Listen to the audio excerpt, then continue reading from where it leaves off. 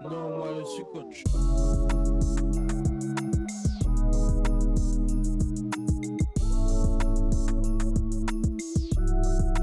Moi je suis coach. Alors, bonjour à tous. On va se retrouver pour un nouvel épisode du podcast, cette fois-ci avec Nicolas Salon. Bonjour coach, vous allez bien? Bonjour Elliot, ça va et toi? Ça va, merci. Tu peux te présenter rapidement pour ceux qui ne connaissent pas? Écoute, je m'appelle Nicolas Salon, je suis entraîneur au Pôle France Basket sur les cadets, l'équipe de première année, et je suis également en charge de l'équipe de France U16 pour la prochaine campagne, et depuis 3 saisons. Ouais, on va revenir sur ton parcours avec les équipes de France. Mais tout d'abord, tes débuts dans le basket, tu te rappelles de tes tout premiers souvenirs ou pas? Ouais, j'en ai quelques-uns. Tout premier souvenir, c'est ma première licence à l'âge de 14 ans. J'étais Ah ouais? U15 première année. On appelait ça les minimes avant. Ouais, à l'époque, ouais. Voilà. Et donc, voilà, c'est là où j'ai commencé le basket en première année minime. Et voilà, avant ça, on était beaucoup sur les playgrounds à côté de chez moi avec mes copains. On jouait entre nous. Et après, j'ai franchi le cap pour prendre une licence dans un club. Tu jouais beaucoup quand t'étais petit?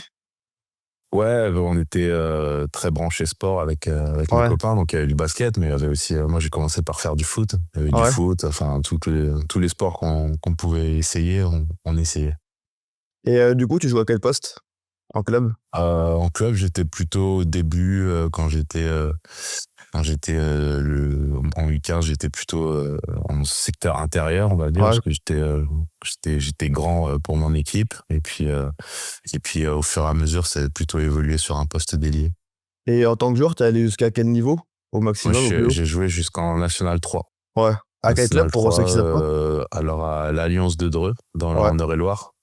Moi, j'ai connu le basket en Eure-et-Loir. Je suis né dans le 78. Je suis né à Versailles et j'ai vécu pas longtemps, mais j'étais à Trappes à la base avec mes parents. Et après, ils ont déménagé en Eure-et-Loir.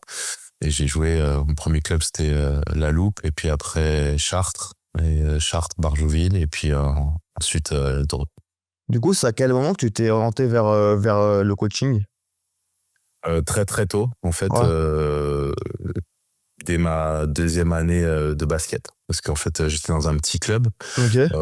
où avec mon groupe de copains, on était tout le temps à la salle. Tous les jours où on pouvait y aller, on y allait. Ouais. Et le club, voilà, il avait besoin d'avoir des bénévoles, entre guillemets, pour faire de l'arbitrage, pour faire de l'entraînement. Et puis, il y a une partie de mes potes qui se sont orientés vers l'arbitrage. Et puis moi, j'étais plus sur l'entraînement. Donc, j'ai commencé par entraîner... Quand j'étais U16, j'ai entraîné ma sœur qui était en U12, Mmh. une chose comme ça. Donc voilà, c'est mes premiers pas dans le coaching. Et Du coup après, j'ai continué au fur et à mesure à entraîner des équipes, même si je jouais en même temps. tu t'aidais les staffs, c'est ça? En tant que bénévole, du coup, au club? Ouais, je faisais partie du groupe d'entraîneurs qu'il y avait dans les clubs, quoi, dans les équipes techniques. Donc au début en tant que très jeune entraîneur, et puis après, au fur et à mesure, en prenant de l'expérience, en passant mes diplômes. Voilà comment ça s'est fait. Justement, tes diplômes et ton évolution, dans le coaching, ça c'est à quel moment tu t'es dit: «Ça, c'est ce que je veux faire plus tard», entraîner, du coup, dans le basket? Alors ça aussi, ça s'est pas fait tout de suite. Au début, je le faisais vraiment pour aider Ouais, mon forcément, ouais. club. Et puis, en fait, c'est un concours de circonstances où, quand j'avais 20 ans, je me suis fait les ligaments croisés au moment où je change de club en plus. Donc, j'arrive à l'Alliance Dreux en National 3, mais j'arrive blessé. Ouais. Et en fait, voilà, pour avoir un pied dans le club et puis continuer dans l'entraînement, j'ai demandé à avoir une équipe.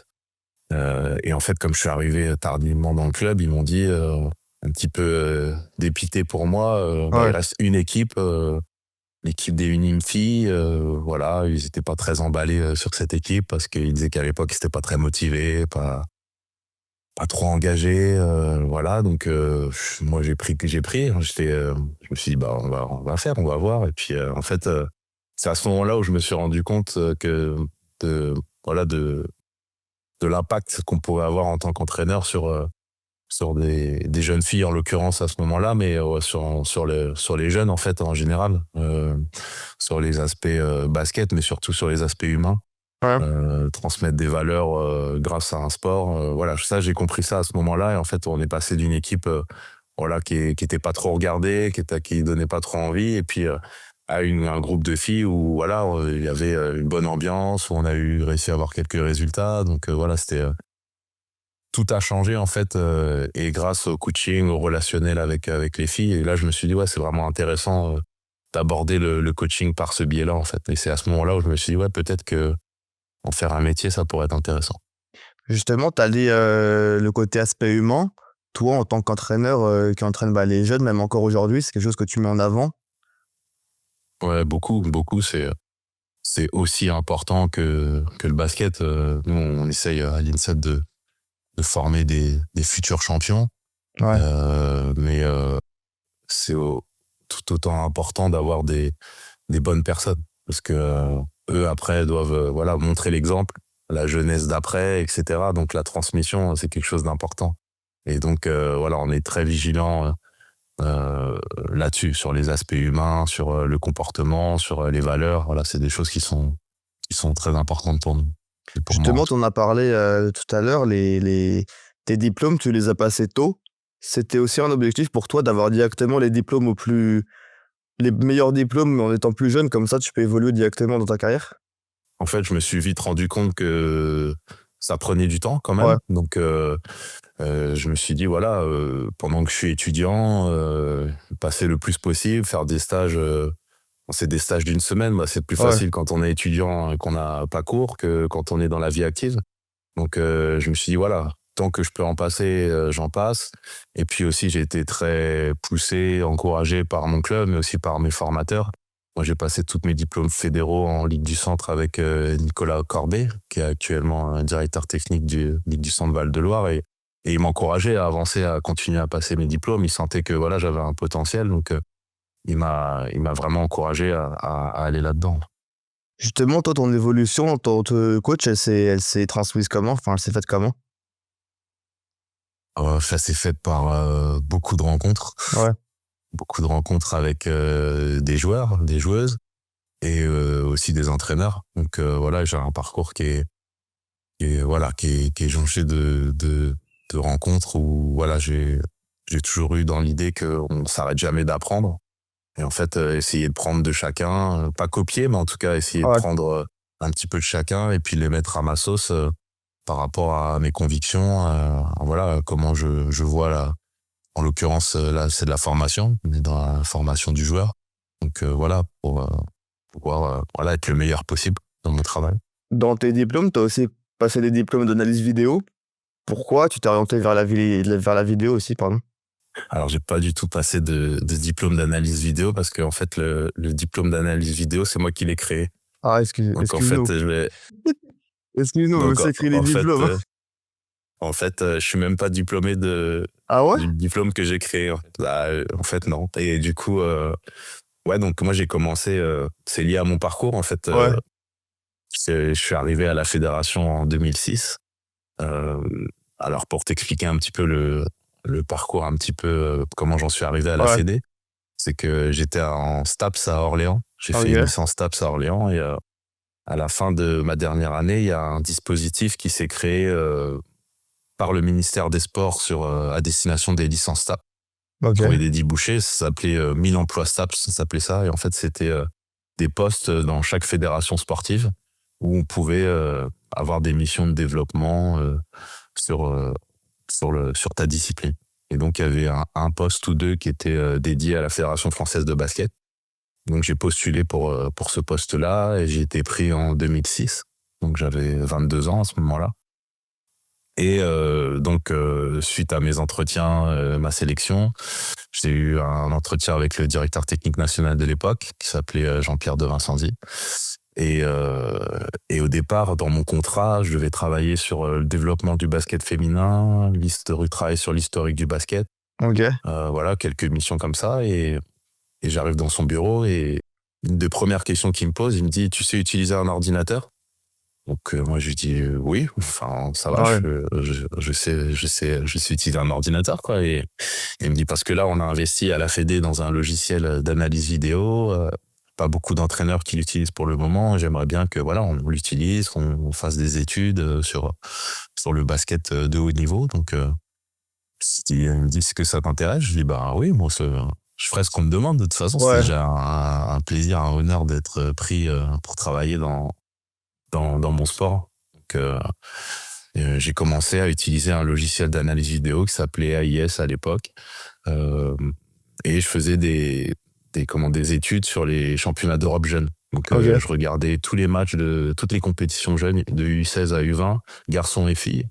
Et j'ai découpé tous les matchs de l'équipe de France de chaque compétition en analysant. Donc, j'en ai mangé des matchs, beaucoup, Ouais. et ça t'exerce l'œil, voilà, parce que même si j'entraînais, je connaissais pas grand-chose du haut niveau, en fait, du Ouais, en haut plus, vu que tu niveau regardais jeune. plein de matchs différents, t'avais plusieurs aspects que tu voyais, quoi. Des trucs C'est ça, nouveaux que tu regardais. exactement. Donc, ça a vraiment exercé mon œil, mon esprit d'analyse. Et puis, j'étais guidé par un collègue, Fred Carillon, qui utilisait aussi ce logiciel, et c'est lui qui m'a formé à ce logiciel.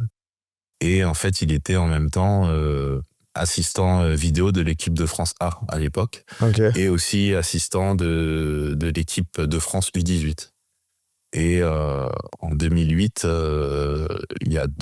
ces campagnes se chevauchaient, en fait. La compétition, la préparation, c'était les qualifs pour l'Euro pour l'équipe de France senior, et l'Euro U18 qui était en même temps. Donc il fallait quelqu'un pour le remplacer. Et c'est comme ça que j'ai mis mon premier pied en équipe de France senior en 2008, avec Michel Gomez à l'époque, où j'ai fait 3 semaines de stage en tant qu'assistant vidéo. Ça, c'était ma première expérience d'assistant vidéo en équipe de France. Et du coup, Mais par rapport à ta c'était quoi ton question, rôle, pardon? Ton rôle, c'était découpage de comme tous match? les, voilà, découper Ok. les matchs, les entraînements, regarder, essayer d'analyser les problèmes, les forces, et puis on était en préparation, donc il y avait aussi quelques matchs de préparation à analyser. Euh, voilà, c'est comme ça que j'ai débuté là-dedans. Et du coup, voilà, tout ça pour te dire que j'ai commencé la vidéo comme ça, et qu'après, avec l'expérience, en 2013, j'ai développé un diplôme, enfin j'ai créé un diplôme d'assistant vidéo pour la fédération, qui existe toujours, qui s'appelle maintenant avant ça s'appelait diplôme d'analyse vidéo, DAVB. Maintenant ça s'appelle le DAJB, diplôme d'analyse du jeu basketball. Donc Ok. voilà. Du coup, ton analyse vidéo, elle t'a porté haut au sein des équipes de France. Très haut même. Ça t'a permis du coup d'intégrer les staffs. Comment cette rencontre, elle s'est faite avec les staffs des équipes de France? Ouais, elle s'est faite, comme je t'ai dit, en 2008, c'était Michel Gomez, ça s'était bien passé. En tout Ouais. cas, sur la période où j'étais avec lui, il était content du travail que j'avais fait. Et l'année d'après, c'est Vincent Collet qui est nommé en 2009 pour être coach de la sélection. Mm. Et voilà, mon nom était là en tant que personne qui a déjà fait dans les équipes de France. J'avais fait les 3 semaines. Et encore une fois, ça a démarré très tôt parce qu'on n'était pas encore qualifié pour l'Euro. Ouais. Donc la campagne commençait en fin mai, je crois, début juin. Et si on se qualifiait, après, c'était l'Euro en Pologne en septembre. Donc moi, ce qui était prévu, c'est que je sois avec Vincent Collet sur la phase de qualification. Ok. Et donc, on a travaillé ensemble pendant toute la phase de qualification. On s'est qualifié pour l'Euro. Et à l'issue de cette qualification, Vincent Collet a souhaité que je reste, en fait, parce qu'il était satisfait de mon travail. Donc, il a demandé à ce que je reste pour l'Euro. Et c'est comme ça qu'en fait, j'ai eu la chance de travailler 8 ans avec Vincent Collet sur les équipes de France, jusqu'en 2007. Du coup, t'avais une relation spéciale avec les joueurs aussi? Ou c'était que avec le staff? Quand tu es analyse vidéo, c'est beaucoup avec le staff, Ouais. évidemment. Après, avec les joueurs, évidemment aussi, mais dans une moindre mesure, on essaye de les aider. Enfin, moi, j'essaie de les aider en leur fournissant du contenu vidéo par rapport à leur demande, quand ils demandaient des choses spécifiques, ou alors moi, quand je leur donnais des images de l'adversaire qu'ils allaient jouer. Donc voilà, il y avait... mais c'était toujours des relationnels très très professionnel, on va dire. Surtout que je faisais très attention à ça parce que j'étais quand même jeune. Ouais. Quand j'ai commencé, enfin en 2009 avec Vincent Collet, j'avais 25 ans. Donc voilà, on est dans l'âge en fait où les joueurs sont à peu près Ouais, ils dans ont le ton même âge. âge. Donc moi j'ai toujours été vigilant à pas aller trop loin, en fait, pas être dans l'aspect amical plus. Voilà, on avait des relations de travail, mais voilà, j'étais vigilant là-dessus pour pas que ça déborde et que ça aille dans des choses qui n'avaient pas leur place ici, quoi.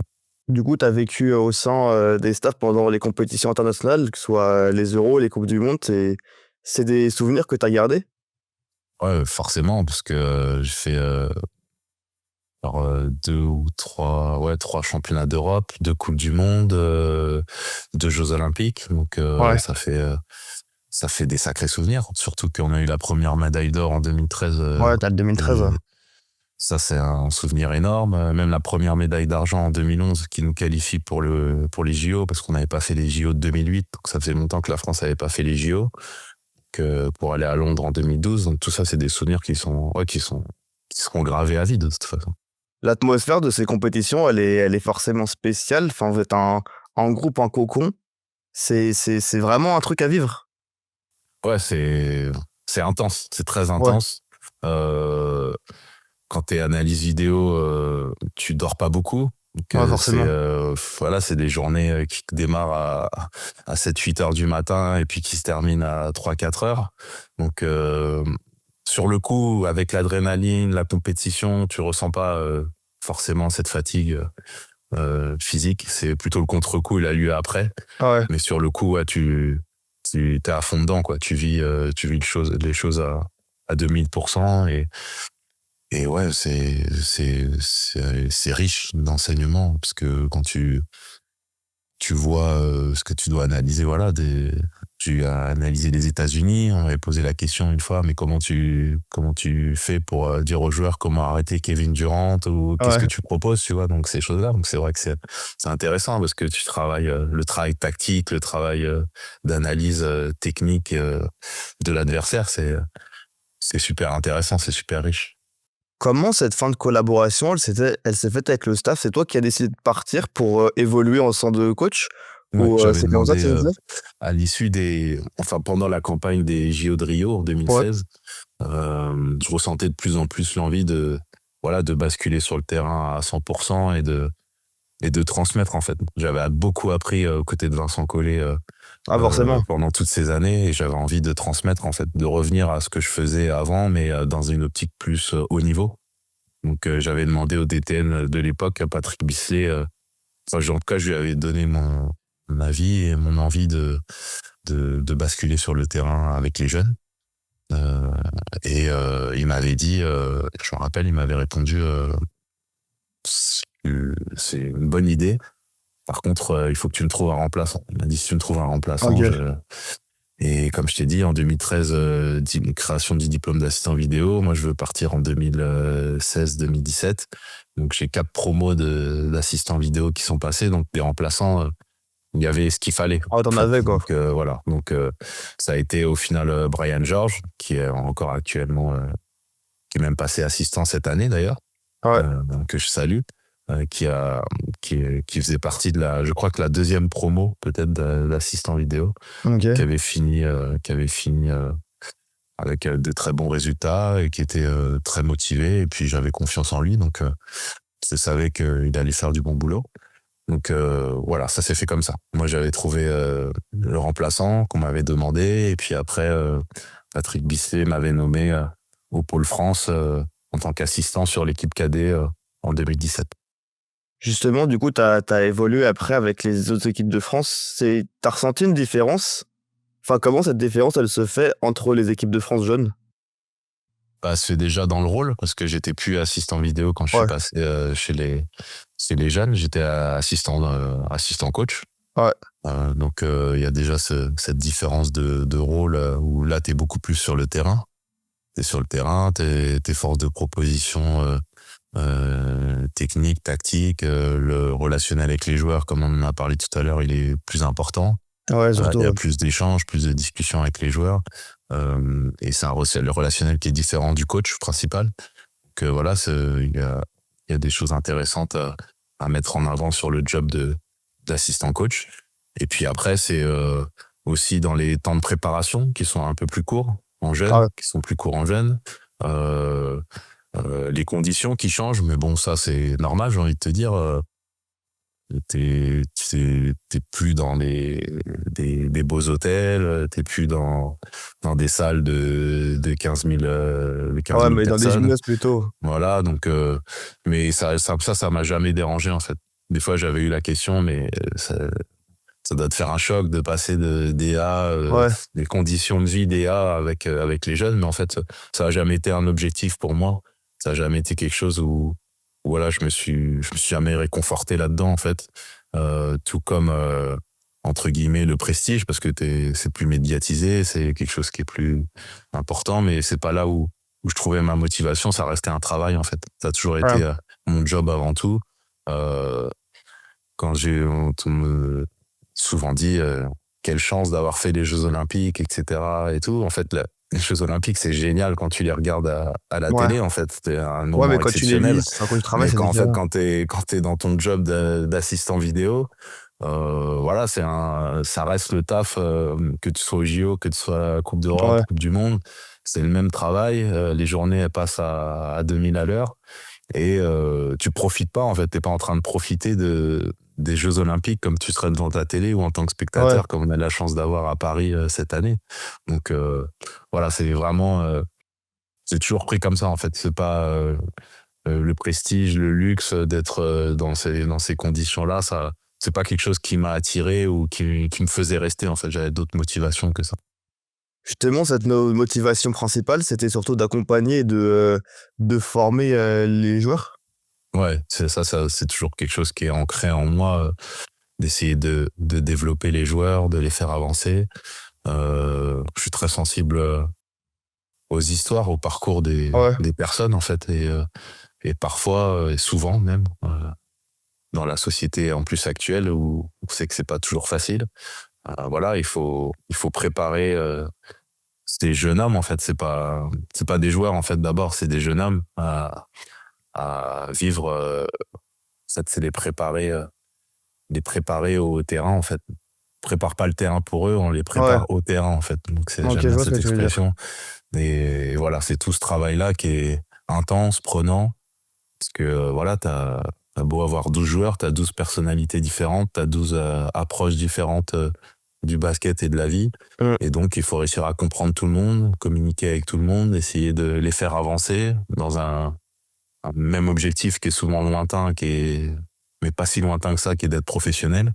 Mm. Et ça va vite, en fait, tout va vite. Parce que l'idée, en tout cas au Pôle France, c'est un cursus de 3 ans en Ouais. général. Et c'est que tu rentres, tu sors de mini, mais tu ressors et t'es professionnel. Donc en 3 ans, il y a pas trop de temps pour y arriver. Justement, t'as connu plusieurs générations. C'est quoi les différences que tu as senties entre les différentes générations que tu as coachées? Franchement, j'ai pas senti beaucoup de différence, en fait. Ouais. Ça reste des adolescents, en fait. C'est-à-dire Ouais. que qu'ils se posent des questions sur leur vie, sur leurs objectifs, qui sont pas beaucoup dans la communication. Mais bon, moi, j'étais pareil à leur âge, en fait. Ouais, c'est normal. Après, c'est plus des trucs extérieurs qui changent. C'est-à-dire que maintenant, t'as beaucoup les réseaux sociaux, l'utilisation du téléphone portable. Toi, c'est des choses à gérer différentes d'il y a quelques années. Mais dans le, dans l'absolu, l'adolescent, entre guillemets, ne change pas trop, en fait. Il y a des choses, des petites choses. Par exemple, ils sont beaucoup plus, je trouve, maintenant en famille, ce qui est une bonne chose. OK. C'est-à-dire que à une certaine époque, partir loin de chez ses parents, c'était pas un problème. Ils pouvaient gérer tranquillement et puis passer un coup de fil à leurs parents OK. tous les dimanches, tu vois. Là, on a de plus en plus de joueurs qui sont très très familles, qui ont du mal parfois à quitter le cocon familial. OK. Euh, et donc, comment les aider là-dedans? Comment les aider? Comment aider la famille aussi, voilà, parce que c'est un travail avec les joueurs, mais aussi avec les parents, les familles. Donc voilà, c'est vraiment riche en termes de travail et de tâches à réaliser. Et justement, avec ces équipes de France, jeunes, c'est pas compliqué d'avoir un effectif différent chaque année à gérer? Non, au contraire, Ça te c'est permet de mieux te développer? ouais, bah, c'est riche, c'est super riche parce qu'en fait, comme je t'ai dit, tu dois construire une équipe de 12 joueurs, Ouais. heu et l'être humain fait que t'as pas 2 fois la même personne, en fait. Donc, OK. tu des compositions d'équipes qui sont totalement différentes d'une année à l'autre, que ce soit en termes de personnalité, mais aussi en termes de capacité technique, tactique, et cetera. Donc, tu es sans cesse, en fait, en train de te réadapter. Tu tournes, c'est une nouvelle page, une nouvelle histoire. Et moi, ça fait 3 ans que j'ai fait 3 compétitions avec les U16. Ouais. Heu, j'ai jamais eu le même processus, pendant la préparation et la compétition. Pas du tout les mêmes approches d'une année à l'autre, en fait. Parce que les joueurs sont différents, parce que le contexte est différent. Donc, même si c'est la même catégorie d'âge, en fait, heu et puis moi, j'aime bien, voilà, apporter des choses, Ouais. nouvelles. J'ai appris de l'année d'avant. J'ai OK. appris des choses, grâce à la compétition, grâce à la préparation, grâce à mon staff aussi. Et en fait, on avance et puis l'année d'après, on fait différemment, on essaye de se corriger, on essaye d'apporter des choses nouvelles, et sûrement ça te permet de pas s'endormir et pas se lasser, en fait. Donc, tu vois, ça fait faire ma 4e année, je suis pas du tout lassé Ouais. d'avoir fait 4 ans, cette expérience-là. Justement, ton expérience avec maintenant, tu as un staff avec les U16, vu que tu es numéro 1. Comment déjà ça s'est fait, l'opportunité que tu passes numéro 1? Ah, ça s'est fait parce que, heu, parlais de Vincent Collet tout à l'heure Ouais. avec qui j'ai beaucoup appris. Il y a une autre personne aussi qui m'a énormément appris et aidé, dans mon évolution de carrière, c'est Jean-Aimé Toupane. Ouais, Donc en fait, forcément. j'ai eu la chance de travailler avec lui au Pôle France, pendant 7 ans. Ouais. Heu, donc en fait, j'ai eu une formation, de «luxe» entre guillemets, parce que j'ai passé, beaucoup d'années avec les 2 coachs actuels. Enfin, Ouais, avec les 2 maintenant Vincent boss, Collet quoi. a terminé, mais en tout cas en parlant de l'année dernière, les 2 boss des équipes, nationales. Donc, voilà, j'ai été bien entouré et Jean-Aimé, voilà, il m'a accompagné au Pôle France pendant toutes ces années. Il m'a bien guidé, il m'a appris beaucoup de choses et lui, voilà, a poussé aussi de son côté pour que je puisse avoir, une équipe parce qu'il sentait que j'en étais capable. Mmh. Donc, voilà, il a beaucoup discuté, avec, le directeur technique pour que ça se fasse et le directeur de la performance et ça s'est fait, il y a 3 ans avec la génération 2006. Donc, voilà comment je suis arrivé déjà en équipe de France et après pour le staff, tu m'avais dit tu m'avais Ouais. posé une question par rapport au staff? Ouais, ta relation avec le staff, du coup, maintenant, tu es numéro 1. Du coup, c'est à toi de déléguer, quoi. Mmh. Ouais, c'est ça et puis, c'est très important en fait, le choix du staff, heu, Ouais. c'est essentiel. Pour moi, j'ai toujours, compris à travers mes différentes expériences que les personnes qui vont t'entourer, ça va être ultra important pour avancer dans la direction que toi tu souhaites, Ouais. hem et pas avoir des gens qui disent oui à tout en fait, c'est pas le but. Ouais, Mais ce des qu'ils gens apportent une vision. qui apportent un discours, différent. Donc moi, dans la constitution du stage, j'avais 2 objectifs. Le premier, c'était de choisir des gens qui viennent de différents horizons OK. dans le basket. Donc, tu vois, j'ai en assistant vidéo, j'ai Béranger Sio qui est assistant coach à Landerneau en ligue féminine. Ouais. J'ai un coach de ligue féminine. J'ai Hugo Legentil qui est coach, au centre de formation du Mans en U18. Ouais. J'ai Benjamin Berkani qui est, au pôle espoir, de Wattignies, donc qui est coach, de U15, un formateur de U15. Cette année, il y a Damien Jean-Joseph qui est également aussi, coach, du pôle, de Lorraine. Donc voilà, tu vois, c'est assez divers et varié. J'ai eu, les années précédentes, j'étais avec Élise Prud'homme aussi. J'étais avec, Antoine Chevrier qui est maintenant à l'Asvel, en coach assistant. Donc tu vois, tout ça, ça crée, ça crée des émulations, ça crée des échanges, des débats autour de différents sujets autour du basket. Et en fait, c'est enrichissant pour tout le monde. Moi, j'ai toujours appris en équipe de France. Chaque année, j'ai appris des choses. Bah J'ai ouais, appris surtout des que tu as des choses qui nouveaux m'ont joueurs à servi. chaque fois, quoi. Voilà. Déjà, tu as des nouveaux joueurs et en plus, tu as un staff, que tu changes et qui est pluriel, quoi. Mm. J'ai toujours appris et j'ai toujours été dans cette idée-là quand j'ai quand j'ai constitué mes staffs, comme je t'ai dit, la première chose, c'est ça, des différents horizons et des gars qui ont envie d'apprendre. Et après, mon deuxième objectif, c'était de prendre des personnes avec des personnalités différentes, et surtout différentes de la mienne. Moi, je suis quelqu'un de calme, très calme, organisé, qui aime bien la structure. Ouais. Mais c'est pas toujours bon, en fait. Il faut des personnes qui soient un peu à contre-courant de ça aussi. Et j'ai des collègues Benjamin Berkani, qui est beaucoup plus extraverti, on va Ouais. dire, qui est dans le relationnel avec les joueurs, c'est important. Damien Jean-Joseph aussi, qui a une communication différente avec les joueurs que celle que je peux avoir ou que celle que Damien peut avoir. Et en fait, les joueurs, ils peuvent s'orienter sur différents coachs pour pouvoir, trouver des réponses à leurs questions, Ok, pouvoir je vois ce que tu veux dire. échanger et s'ouvrir, en fait. Parce qu'il faut qu'ils se sentent à l'aise. Pour être performant, il faut être bien dans sa tête. Il faut qu'ils soient à l'aise. Donc là, il y a beaucoup de choses qu'on fait sur la communication, Ouais. et puis en termes de compétences aussi, parce que, tu vois, moi, j'ai aucune compétence particulière en préparation mentale. Ouais. Moi, j'ai des collègues qui aiment ça, qui s'y intéressent, donc qui proposent des contenus intéressants pour nos joueurs.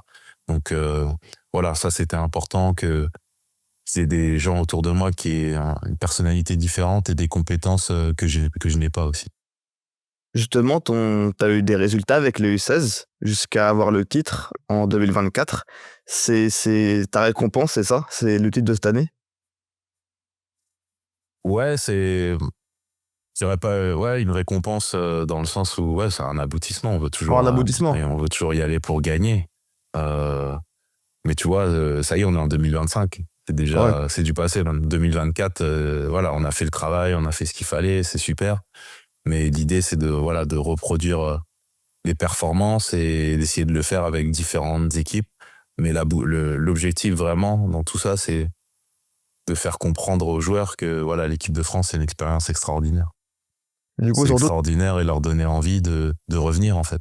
Et Mmh. quand tu gagnes, c'est plus facile de laisser dans la tête des joueurs des souvenirs qui sont hors normes et que qu'est-ce qu'ils ont mis en place, qu'est-ce Ouais. qu'ils ont fait pour arriver à la médaille d'or. Ok. Et peut-être qu'à l'avenir, parce que notre objectif, Vincent Collet l'a déjà dit à plusieurs reprises, il faut les battre, ces Américains, un jour. Ouais. Et de connaître le process pour gagner, qu'est-ce qu'il faut mettre en place. Et s'ils arrivent à chaque génération à être dans ce process-là et d'apprendre de ça, peut-être qu'un jour on y arrivera quand ils arriveront seniors. Mais je pense qu'un jour on y arrivera vraiment. Du coup, je disais surtout qu'on a un pays formateur avec le Pôle France et les équipes de France Jeunes. Tu ressens vraiment le talent des joueurs, même en U16. Si tu vois ce que je sais pas comment expliquer, Ouais, mais ouais. tu vois C'est- que genre on est un des meilleurs pays en termes de formation. on a un vivier de joueurs qui est important. Et ça part des clubs. Les clubs, Ouais. ils sont... Voilà, il y a des structures. Et il y a beaucoup de clubs même qui refusent des licenciés parce qu'on n'a pas encore assez d'infrastructures pour les Ouais. accueillir. Mais en tout cas, l'engouement autour du basket, il est là en France. Ouais, Il est bah ouais. là. Chaque année, quand on fait les détections nationales, le camp interzone qui a lieu à la Toussaint et le camp national qui a lieu à Bourges en décembre, à chaque fois, on se dit, waouh, il y a des joueurs encore.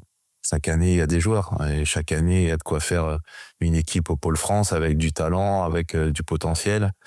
Donc, moi, j'ai pas eu une année où je me suis dit, oh, ça va être compliqué. Ça Ouais, va être chaque année, tu compliqué nous dans le dis sens où il du n'y a pas talent. il y a pas de joueur où on peut se projeter un petit peu sur l'équipe de France A plus tard. Parce que c'est quand même notre objectif au Pôle France, c'est de former des joueurs pour les équipes de France jeunes, mais aussi, surtout, pour l'équipe de France A plus tard. Donc, il y a cette idée t'as pas le choix que d'essayer de te projeter, en fait, par rapport à un U15. Je sais que c'est difficile, mais comment tu fais pour de te projeter sur Ouais. un joueur U15 et de dire, lui, il va aller en A plus tard. Mais chaque année, il y a toujours des joueurs où on se dit, oui, c'est possible. C'est possible. Donc, le talent, il est là. La formation dans la club, elle est bonne. Le Pôle France et les pôles espoirs, ils font un travail de regrouper les meilleurs potentiels dans chaque zone intéressant. Et puis les centres de formation aussi, on a beaucoup qui sont très axés formation, qui sortent des joueurs. Donc en fait, moi cet été, j'avais 7 joueurs du Pôle France, mais j'en avais Ouais. 5 de centres de formation. et des très bons joueurs. Donc voilà, il y a voilà, tout ce travail qui est fait sur la formation qui est, qui a parfois été décrié, mais qui maintenant, voilà, on, même on capitalise dessus. Tu vois, il y a eu le Young Star Game là, Ouais, la semaine dernière. Ça montre que voilà, l'engouement avec tous les scouts qu'il y avait, les ouais. observateurs, et Jonathan Givoni qui était là aux premières loges. De... Donc voilà, ça montre que voilà, la France, elle est très regardée sur le plan international. Tu parlais tout à l'heure de ta relation avec les joueurs. Ce qu'on voit de toi, c'est que tu es très proche même dans leur évolution. Par exemple, genre même aujourd'hui, tu les suis quand ils évoluent. Bah, du coup, je pense par exemple à des Nolan, à des Noah, même à des Maxence. Quand ils évoluent, tu les suis toujours? Ouais, bien sûr, ça, il y a, quand tu as vécu quelque chose de fort avec Ouais, ces joueurs-là, donc t'as cité des joueurs que j'ai eu au Pôle France, plus en ouais, équipe de France, donc là, les liens, ils sont, voilà, j'ai envie de te dire, c'est à vie, quoi. C'est-à-dire que c'est des personnes que tu n'oublies pas, c'est des expériences qu'on a vécues qu'on n'oubliera pas. Et puis en équipe de France, c'est pareil. Moi, j'ai eu la chance, pour l'instant, je fais 3 compètes, il y a eu 3 médailles, donc à la fin, ouais, bah ouais. ça se finit toujours bien, même si les 2 médailles de bronze, tu aurais voulu faire plus. Ouais, Mais tu forcément. finis quand même bien, tu finis avec un bon résultat, et donc ça crée des liens. Donc les gars, je les suis, on échange quelques fois par message, on s'encourage, tu vois. Enfin, je les encourage à continuer. Euh, et voilà, je suis très content de leur évolution, et ça fait toujours chaud au cœur quand tu les vois réussir, en fait. Mmh. Maintenant, moi, ça fait depuis la génération 2002, 2000, je suis arrivé pendant la génération 2001 en OK. cadet. Et j'ai fait ma première saison pleine avec la génération 2002, puis les 2003, etc. Et puis maintenant, chaque année, je me lève pour l'heure de la draft parce que il y a des gars à nous Ouais, bah qui ouais. y passent, tu vois. Donc, Il y a des petits, quoi, entre guillemets. ouais, c'est ça. Le premier, je me rappelle, c'était Ousmane Ouais, Dieng, quand j'étais en stage à l'OFAGE avec les 2006, OK. stage en Allemagne. Et j'étais dans ma chambre à 3 heures du matin avec mon téléphone, et puis tu le vois drafter, donc voilà, tu le vois monter les marches, là, serrer la main du commissionnaire. Donc c'est énorme parce il y a 2 ans avant, tu étais en train de l'engueuler et puis de lui dire vas-y, cours, parce que tu défends pas, tu vois. Donc et 2 ans après, il est en train de monter les marches, donc c'est énorme. Et puis avec Lamine Kébé, on s'était appelé voilà, à 3h30 du matin en disant c'est incroyable ce qui se passe, en fait, de Ouais, voir bah que ouais. les petits, ils deviennent grands, quoi. Et ça, 2003, il y a eu Ousmane. 2004, j'ai eu la chance. En plus, j'ai été invité par Ryan pour venir. Donc, j'ai Ouais, ça, c'est été à la encore mieux draft pour sur toi, quoi. place. C'est Et encore en plus termes une fierté. de reconnaissance, tu vois, tu parles de récompense. Pour moi, la médaille, c'est une chose, mais Ouais. quand tu as un joueur qui te dit merci, c'est bien plus puissant, en fait. Qui te dit merci, ou il te rappelle des anecdotes où sur le coup, il me détestait, et puis après il dit non, mais en fait voilà, c'était ce qu'il fallait, mais je le comprenais peut-être pas sur le moment. Mais voilà, toutes ces choses là, ça fait que, comme tu dis, on reste en lien, et puis je les suis forcément. Au jour d'aujourd'hui, tu les accompagnes toujours un peu ou pas dans leur carrière? Même si forcément, bah, si je parlais genre des Ousmane, des Ryan qui sont NBA, je pense que c'est plus compliqué, mais du coup, tu as toujours un rapport avec eux? Ouais, on se donne des nouvelles, on essaye de voir si ça va, parce que voilà, la NBA, c'est pas facile. Donc Ouais, bah ouais. Ousmane, on connaît son potentiel, mais il est dans une équipe aussi où à son poste, il y a pas mal de concurrence.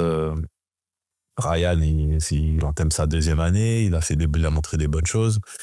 Et puis il y en a plein d'autres, hein, parce que là on parle de deux qui sont Oui, on NBA, parle mais que de la NBA. voilà, parler de voilà, Melvin Aginsa qui est à Lasvel, Noah Penda là, Qui régale. qui est au Mans, qui régale, qui était MVP du Young Star Game. Il a joué je l'ai chambré par message, je dis mais il a joué en sifflant, mais il a fini MVP, donc ça montre le talent. Et puis surtout il l'a fait avec ce que je lui ai dit par message. Je lui ai dit, il m'a dit il fallait que je montre à tes petits que voilà, Ah, le OK, travail j'ai il est compris. pas fini, tu vois. Donc je lui ai dit t'as raison. Et puis en plus il l'a fait avec avec beaucoup d'humilité, en fait, Ouais. beaucoup d'humilité, de sobriété. Et c'est ça qui est plaisant à voir. C'est-à-dire que pas quelqu'un qui a pris la grosse tête ou voilà, il est resté comme on l'avait quitté au Pôle France après sa deuxième année. Il reste le même et ça fait plaisir, en fait. Tu parlais, tu des prospects, enfin, que maintenant en France, on n'hésite pas à après c'est un avis personnel, mais j'ai l'impression que maintenant, en Betclic et ben, on n'hésite pas à prendre, des jeunes et les faire jouer. Par exemple, tu parlais de Noah, genre il a un rôle, tu vois ce que je veux dire? C'est Ouais, aussi clairement. pour toi, c'est quelque chose qui te permet, bah, du coup, même en catégorie plus jeune, d'avoir déjà des acquis pour les joueurs? Ouais, c'est lié. Il y a plusieurs facteurs, en fait, pour moi. Il y a Ouais, déjà, en fait, la qualité des choix qui ont été faits à leur sortie du Pôle France. ouais, Parce que si on regarde bien, si tu parles de Noah, on parlait de Melvin, on parlait de. Voilà, il y a quelques joueurs qui ont décidé en sortant du Pôle France d'aller en Pro B ouais, pour continuer à gravir les échelons. En fait, ils ont performé en N1.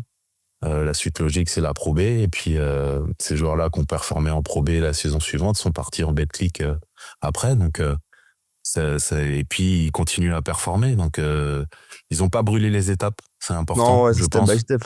Et en plus, ils sont orientés vers des coachs voilà, qui leur font confiance, qui ont une appétence aussi pour faire jouer les jeunes, hein. Guillaume Bizade, non, il est bien connu pour ça, pour les développer. Et ça l'empêche pas, en plus, c'est ça qui est intéressant, ça l'empêche pas de gagner, en fait. Ouais, C'est bah, il pas a des résultats, incompatible. quoi. C'est pas incompatible avec gagner. Et moi, j'ai toujours poussé dans ce sens-là dans mon approche au Pôle France. C'est-à-dire, c'est pas parce que physiquement, t'es pas prêt encore que tu peux pas performer, en fait. Parce que de toute façon, quand t'es cadet, que tu sors de 15, que tu joues en 18 élite, ou que t'es deuxième année, que tu joues en NM1, c'est pas Ouais. physiquement que tu vas dominer de toute façon. Donc il va falloir que tu mettes en avant d'autres qualités techniques, tactiques, que tes adversaires n'ont peut-être pas. Donc voilà, c'est là-dessus que il faut les développer et s'exprimer. Et une fois qu'ils ont ça, après, quand ils arrivent dans le milieu pro, normalement, physiquement, ça y est, ils sont Ouais, aguerris. ça le fait. Donc Nolan, par exemple, c'est le meilleur exemple. C'est-à-dire que sa dernière année, il l'a beaucoup axé sur le plan physique au Pôle France pour pouvoir franchir les caps. Et c'est ce qu'il a bien fait. Et ça lui a permis lui-même de même pas passer par la case Pro B et d'enchaîner tout de suite sur la Betclic. Justement, aussi un des facteurs, c'est que maintenant, il y a de plus en plus de coachs qui sont passés par le Pôle France, enfin, qui ont développé ces joueurs-là, qui sont maintenant que ce soit en Betclic ou en Pro B. Ah ouais, clairement. C'est clairement. Et tu parlais, bah, on parle des prospects, surtout. Est-ce que tu vois aujourd'hui, enfin, maintenant, on voit aussi des prospects qui sont attirés par la NCAA.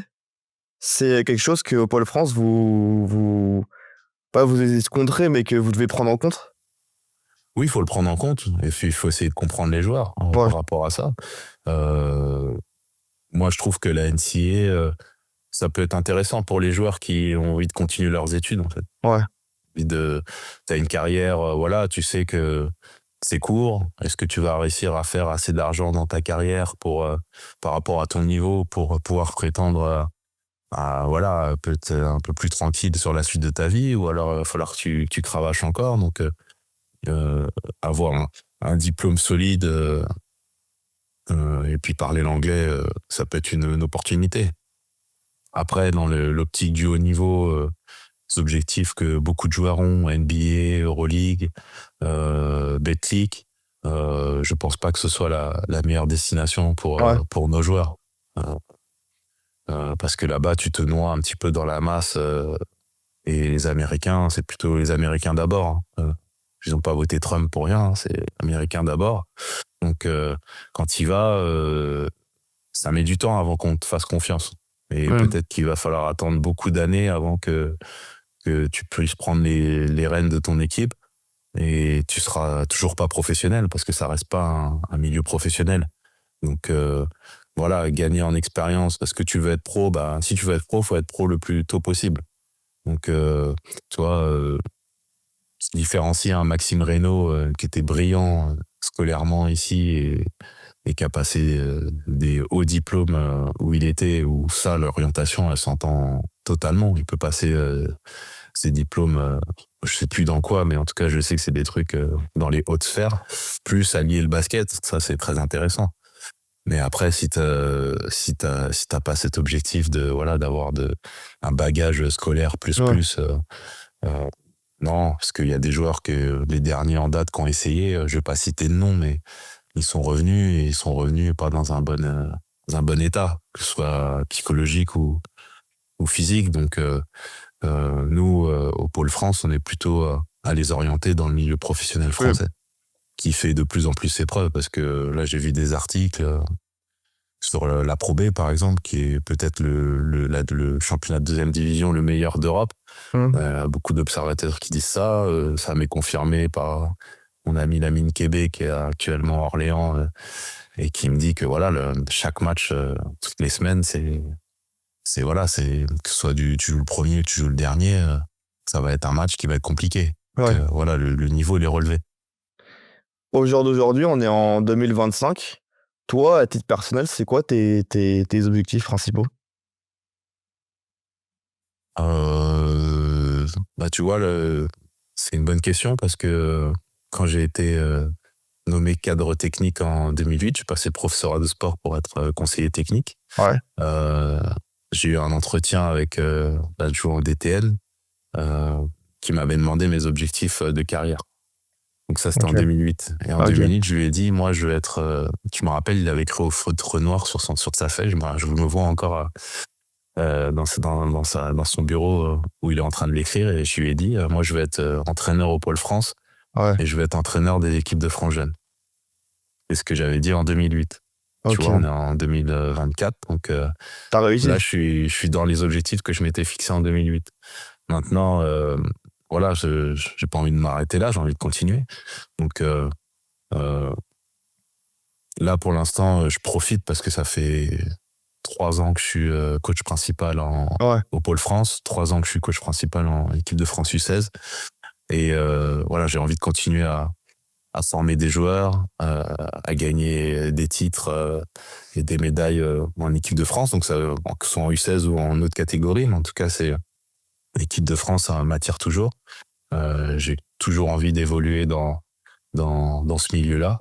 Donc après, c'est progresser peut-être en catégorie, progresser aussi peut-être à un moment passer de la formation au milieu professionnel. Ok, un club, Voilà, ouais. c'est des choses qui sont dans ma tête. Ok. Et pour ceux qui savent pas, tu peux nous dire les prochaines échéances pour tes catégories, pour le U16? Alors, pour les U16, la préparation commencera au mois de juin, Ouais. avec un stage qu'on appelle l'Office franco-allemand de la jeunesse, l'OFAGE. Fin juin, on sera en stage avec les Allemands pendant une semaine. On fera 2 ou 3 matchs. Et ensuite, la préparation continuera à partir de mi-juillet jusqu'à fin juillet, début août.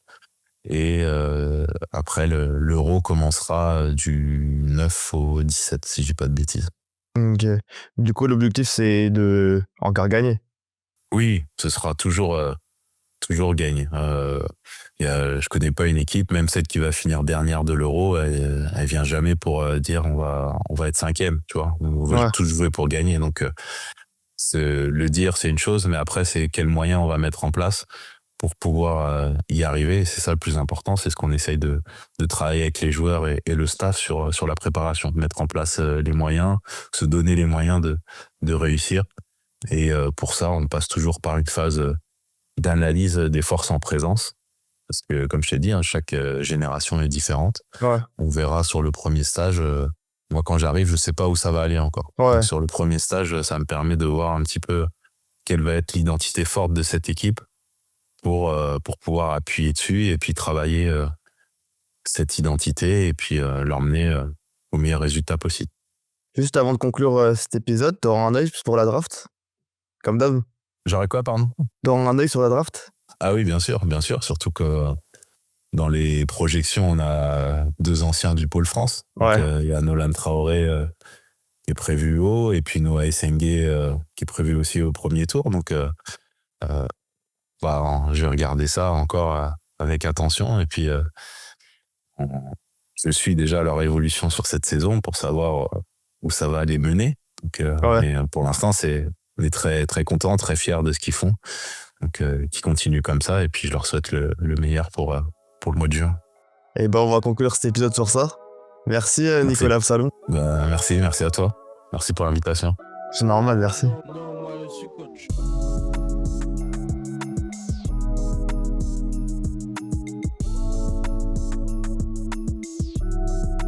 Moi je suis coach.